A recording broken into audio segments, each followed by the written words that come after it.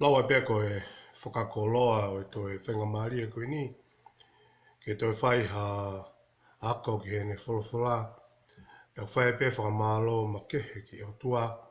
Koe ngā koe ni tuku taimi mai.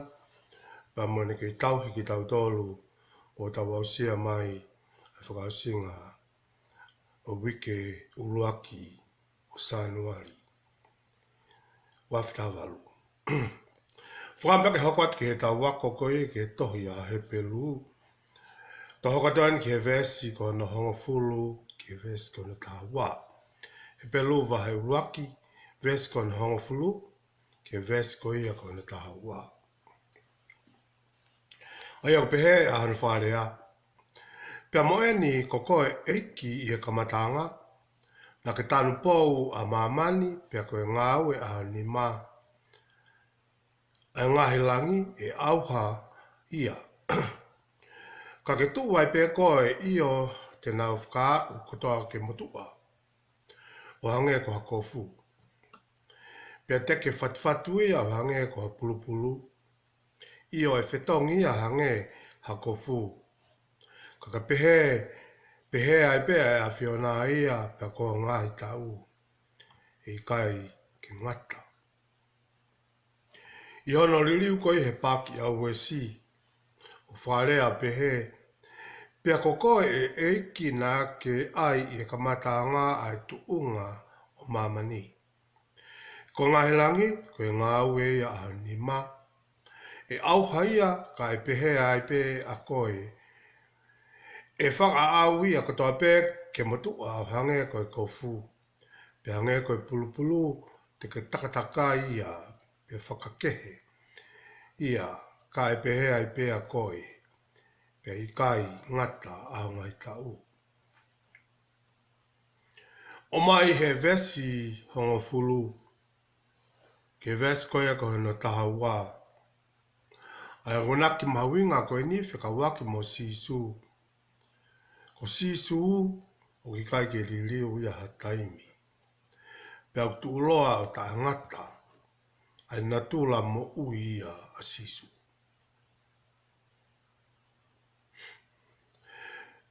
Talamai he vesi e aho koe ni ko sisu klaisi koe alo ia o iotua. Pe aupu umahau inga au pito e ne hoko ko Immanuel. Pe koe alo ia o iotua kia te ki tautolu. I o hinga koe ni ko sisu klaisi. Koe pule lahia ki he univesi o whakatatau ki he vesi. Koe aho koe ni. Pe ko sisu o kua ana ai whakamalo ko toa pe mo langlangi ki mamani. Pe kua ana ai whakamalo ia. He kai a sisu. E ikai ke iai ha mo ui. E ikai ke iai ha mea ai taha i e univesi. Whapatala ke pe te lako te vita i he nasami te au whawhalu. Ves fitu ke taha wā. Ai mahuinga ko ia au hirio. Me malonga taha pia sisu. I mamani ke pehe whoki ki langi. Ke tau whakamalo ki a sihova me mamani. Ai whanga talako ni me ngahi loloto ko tope. Ai a whi. Pe mo uha maka ai uha hinehina. Me ngahi kakapu ai ngahi matangi malohi o whamoni ke ene wholawhola. Ai ngahi mo unga me ngahi whai mo unga ko tope. Ai ngahi a kaufua me ngahi sita ko tope. Ai whangaman hehengi me manu lalata ko tope. Ai ngahi mea totolo me manpuna ko tope. Kai pehe whoki ki hatu i o mamani mo ka kai ko tope. Ai ngahi eiki mo ka whakamau ko tope mamani koe ni. Ai kau tangata talavou pe mo kau tahine talavou. Ai kau ngātu a pe mo whanau. Whakauria koe fuu langi mo makeha sisu o ku whakalau mai he sāme te au whawhalu. A hirio a sisu i he me a kutope. Pea tau ke whai ki ai e whakamalo malunga taha pe me tau moui. O kune pule ki he whakamanu o e whunga e whanua kai pehe ke whakamanu puna o ea. O kune pule ki na tula ki he uha kai pehe ki he matangi. O kune pule ki he mea ako toa pe o a u ki kristahi. Ka koe mea te pū koe e ne pule, koe ne pule ki whahinga i tangata. Maalunga sisu he hatu i kotoa pia mamani. Ho eiki ia bak eki lahi taha pia sisu i ato eiki. Poto taha pia sisu i ato toi kau whakamau e mamani koe ni. Talavou taha pia sisu he kau talavou. Hoi hoi fuat toa taha pia maalunga taha pia sisu he kau tahine. Kai pehe foki o kuanga whakapoto poto. Lahi taha pia sisu he kau mātua. Kai pehe foki ki e tau whanau. He koia nā ne ngauhi ai universi hāmai o kutau i ai. Pakone moni nei kai ki i ai ha me ai e ngauhi o ata ata pia mehe mawhai koia o sisu kraisi. Talmai kolose vahe uruak vestahani maa ke tafitu. Ai ako hono tatau o e o tua taha mai. Ko sisu kono tatau ai o tua taha mai. Koe uruak whanawe e he mea whakatupu ko toa pe.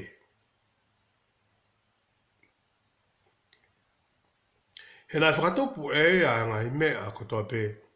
O ihelangi pia moea o imamani. Ai mea ha mai. Moe mea tai ha mai. Pe koe ngai no fua whaka eiki pe koe ngai eiki anga. Pe koe ngai pule, pe koe ngai malohi. Nai whakatupu eia ai ngai mea ko toa pe. Pea nāne maana ai mea ko toa pe. Nāne whakatupu pe nāne ngahi maana. Ki he ne whiwhia. Pe aku ki mu a tō taha pea sisu ia. E ngai mea ko toa pe. Pea tu mau ia te ia ai mea ko tope. Whakamalo ki he eiki. Pea whakawhetai, whahinga e tangata. E ne hoko mai ko Immanuela. Ko ha foha pe ko ha alo ko whakatupu e aho ko e ni. Ke tau to whangai. Ke nau nau ko ea mo e whangamari e ke o tua. I ka ke ngata e kau tala mai pia koe mea whakatupu ko ia ai langi mo mamani. E whiriri waki pia ai auha ai mea ko topi. Ka ko sisu kalaisi ai kei tuu pe ia. O ta ngata he whaka i tāniti. He koia ai ariwha pia nane kamata ai universi. Pia koia ai omeka. Pea ko ia tene whaka osi ai universi. Ko tui ko hata pō ia ka te tau tolu ki aua te tau mana wahe. He ko kamata e sisu ai mea kotoa pe. Pea ko ia kune whaka osi ai mea kotoa pe. Aua te tau urifia pe he e hanga he kau terrorist o whaka auhua a mamani. I kai, kala main sisu. Nā ku whakatopo pe au kamata ai mamani koe ni. Pe ko au pe te whihanga whaka osi. Ko au pe au whangatuku. Pa ko au pe te whakakaukau i. Ai ku anga o invest koe ni. E koe ahno i ngā. Koe alo ia o iotua. Ko sisu klaisi koe alo pere. Oyotua. Pako uhinga ko ia koe alo pere oyotua e tu utairiri wai pe ia o taangata pe taangata a ene moui. Talma he pelu vai tahato lu vesvalu. Ko si su kalaisi o tatau ia e ane afi pe mo aho koe ni. Pe ak pehe ai pe o tangata. Koe tau mo ui he maamani ko neu tala mai he ves koe ni. Hono taha wā e lulu i pe mo liriu ai mea a kotoa pe. Ka kok si su ia i kai liriu. I kai ke liriu ai eiki ia pe mo ene pule. Pe mo hono langlangi pe mo hono whatongia hiri oge mamani koe ni. He pelu vai tahaua veswani mā ke wahi wā koe whamonia ke mahuinga koe ni ko sisu ta ririu. Pe kwa ke te ririu a ene pure ke mamani koe ni. Wakai ke oua nā mau tae tokai ia o wholofola mai. He ka pauna i kai hao ake nau tolu nā tae tokai ia nā rea i mamani. Pea e whewhe i ake tau tolo ka pau te tau ta whoki me te ia o ku mehe langi. Ai ana e lulu a mamani he no reo i o kuanga ko ia. Ka ko tala o whaene pehe. Ko e toi taha te lulu ka i kai ngata ki mamani pe. Kai pehe whoki ki langi whoki. Pea kai pehe ko e taha ko e whakaha o hiki e ngai me a koe a kua lului. O tatau pia me ngai mea kua ngā hui koe uhi ke tu ma o pe a ngai mea ki kai wha lului. Pe koe ia i he tau ma ua e pure a ngā. E i kai wha lului ki tau tolo ka te tau koko ma o pia moe o wha. Ai o ke tau tauhi aki ai o tua ki aonga. I he whakapapa pia moe mana wahi. E koe afi whaka auha au tau utua. O ki kai te ririu ai pure a sisu ke te tautu. Pia kune maa wai mawhai ko e afi whaka auha. Ke ne whai aki hono whaka auha whaka maa mamani. Ai fuu hiri o mo langlang ia o kalaisi. I he mea kotoa pe. He koe mea kotoa pe i mamani ko ni o whakataimi. Ka koe mea koe o ia kalaisi sisu o whakaitaniti ia. Pe kai te mori ia. He kai te ngata ia. Ngata pe e ngai mea o ia kalaisi e tae ririu. Pe kai mori. Kai hoko toi pe na uno fomu e na umo ui o ta ngata. Raksione vai ua vestafitu pe a kumore ange a maamani pe moe hori o ia. Ka koia kune whai ai whina ngalo i o tua o kuno whma uia o ta ngata. Koe pōpō aki a kia te tautoro ka kwaristiani. E more kotoa mamani. Kai pehe ki he ngahi hori o mamani koe ni. Kai pehe ki he ngahi nau nunu mo vete o mamani koe ni. Ka pau pe e pikitai e tau mo ui mo whai e whina ngalo e o tua. Pea ku talamai rewa ko e tau mo ui te tau no whamau pea mo kalaisi o ta ngata pe ta ngata e meni. Koe pōre lahi e ka te tau tolu mahu inga o e vesi hongo fulu ia he pelu vai taha vai uraki. He pelu vai uraki vesi koe a koe na hongo fulu ki taha. Koe pōre ka te tau tolu koe ia pe o ia klaisi. E tu mau pe tolonga e nau mo ui. Koe ia pe o ia klaisi te nau mau ai mo ui a ngā mo nau mahino i ai uhinga o e nau mo ui i e mamani koe. Tai mla he tau whapehe koe uhinga e tau mo ui ke tau hoko ko hafu. Loea po koe pule o panke. Ke tau hoko Ko toko taha tu maharia kwa familia nea. Kau tala mai he wholofola e aho koe ni. E more ko toa ai mea o mamani koe ni. E more pa moe hori. E more moe koloa. E more ko toa ai paanga. Na a moe kau star koe au whai ki ai amanaki ai toko lahi. Tēnā more mo. Ka koia o kunawha mo whai mo tui tala pia mo apasia ki he otua. Mo whai e whina ngalo e otua. Ko ki nau tolu pe ia. Te nau tolonga ta ngata. Nofo mau ia klaisi o lau i kuonga. He pelo vau breakfast ta tolu ke ta wha. Ta hokot ke. Kai unga ko hai. He kawa angelo koe ne wholofola ai iha taimi.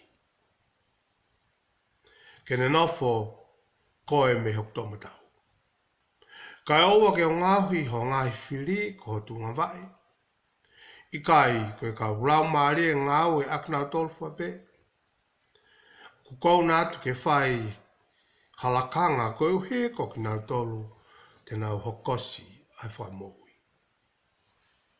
Tala mai he ririu kua uesi.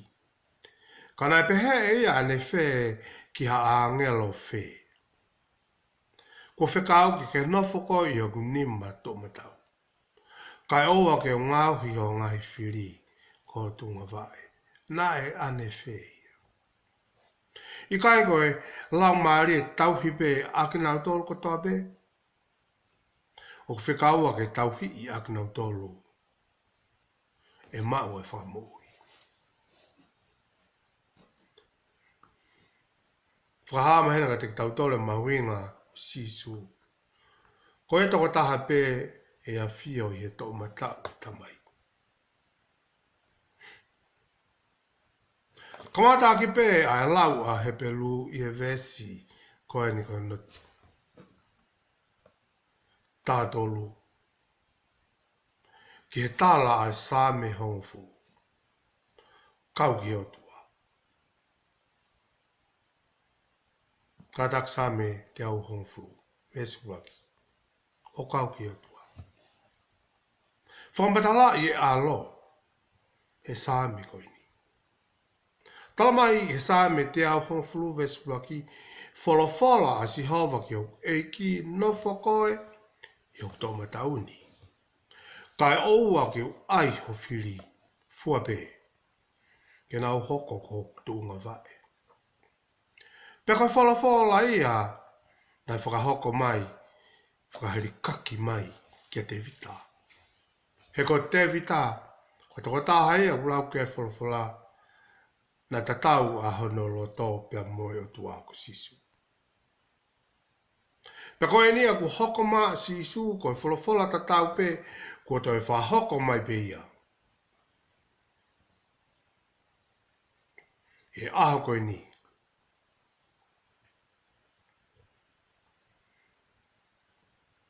Peka waki po tuunga lang o sisu. Koi au nofo.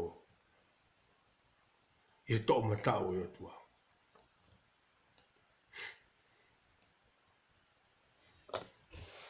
Peka koi au nofo e na fo anga o ikuna. Peka wholofola e ke alo. Koi au ne maa wai poto pia moe mawhai lahi. O kui kai koe ka uhangi lo. Pe koha taha o haa taka whakalangi. Pe koha toi tangata he mamani koe ni ka whakamahino mai ko sisu klaisi pe koe alo e tua. Koe e toko taha pe a whio i he tō matau o tamai pe koe o tuai pe ia. Pe au tāu rewa mo ki tau whakamalo ia. Ka te tau tolo he tau whatonga i o ki kai ke he kehe ai alo ia pe mo tamai. Pea kupore ai alo i he mea ko topi. Pea ku toku ki lalo ai mea ko toa pe i he ao pe mo loto lotonga sisu. Hea kone i kuna i ai whiri ko toa pe, pea ne hā mo i kuna i ai langi, pea mo mamani. Sā me te awa hong furu, mesi wā. E whekau e si hova ai toko toko o ho mālohi me saione. Ke pole i he loto lotonga a ho ngai whiri. Koe wholofola pe ia ki alo. Koe kawa angelo, koe kau tala whekau pe ia. Koe kau tala whekau lelei mo fungani. Heo tua malu ngā. Ko ke nau tau luia o ku whai talango fua mo whai ke whekau. Ai alo. Kakahono moani o ku nau ke maulalo pe ke nau tau ki a sisu. Pea ko ke nau tau lu koe kau se vāniti a sisu ai alo. O kai koia pe kai toi hoko pe foki ai kau angelo. Koe kakai ngau whaka se vāniti pe koe kau se vāniti ai kakai ko tō pe. Ko nau mo ui mo tari a sisu ki e nau mo ui. Pau tau rewa ki tau whakalangi i ai alo. He koi e toko taha pe. Nofo i e tō matau o i o tua. Toko hea uhinga i e nofo i e tō matau. Kene lo tua pa mono hake ki. Ahano kakai. Pea whatokanga mai heni ka te tau tolu ke tau pike mau ke mahu e ngā koeni o ngā iako ko ia. Ia hepe lu vai uraki. Pea ko tau wā mai ke whakausinga o i vesta wha koe osia ai wahe uraki. Pea kua ko iki tau tolu i he tohi koe ni o kamata pe me ves uraki. Ke vesi kono tawha. Hoko maa sisu ke whai pōpoaki ke whahinga i tangata. I kai te whakalongalong ai tua. Kane whekumi mai pe whakawhau mai i he kau palo whita, whakawhau mai i na tūla, whakawhau mai i he kau mātua, i he kau āngelo. Pakua ka taimi, ko ne whiri i āno alo ke whai hono whinangalo. Peo whamatara i ka te tau tore he wahe uraki. Ai ngahi, tuu ngā langi o sisu. O au mai e pe, ke whakasinga o e vesi, taha whakasinga e wahe uraki. Ko whakamau pa opo, ke mahine o ka te tau toro. O kupure whakarewerewa e o tua. Sisu klaisi. I kai ke ngata pe i he vani. Kau hoko mai ka mamani, pia naa mo lalwhanua. O kei pure pe ai. Hai eki ko sisu klaisi. Taku tāo pe moia ke nofo, e nofo anga, whaka i eiki mo langlang ia taha pe ia. I he mea kutoa pe. Koto i koe la vai whaka mau po opo, oiwe vahe uruaki ko e ni, i e tau wako ke tohi a he pelu vai uruaki. I e pore ko e ni pa mo kawheinga ke whamapo opo aki a vahe uruaki. O kutaha ona a sisu. I he mea katobi. Me whawhetai mo tau whamalo i e tau ilo i a sisu. Ka wāwena i kai a sisu. E whewhe tau moui. Ko e tau mau ai māma. Ko e lava ke puke ki tau tolu ke tau wanga mau, mo anga tonu. Ko e lava ke tau mau ai moui. Ia māma ni ko ni mo na puke la o natula. Kai pehe ke la o i universi. Kai pehe ke whamama o i lau maari manu ni.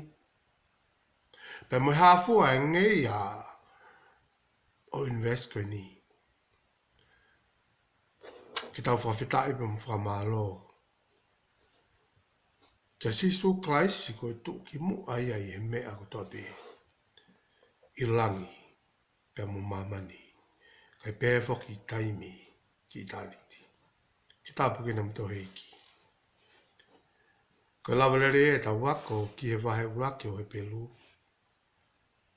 Ki tau hoka lewa ke wahe o na wā. I e tau video ka hoku pai. O whalai atu, te moe lotu. Amen.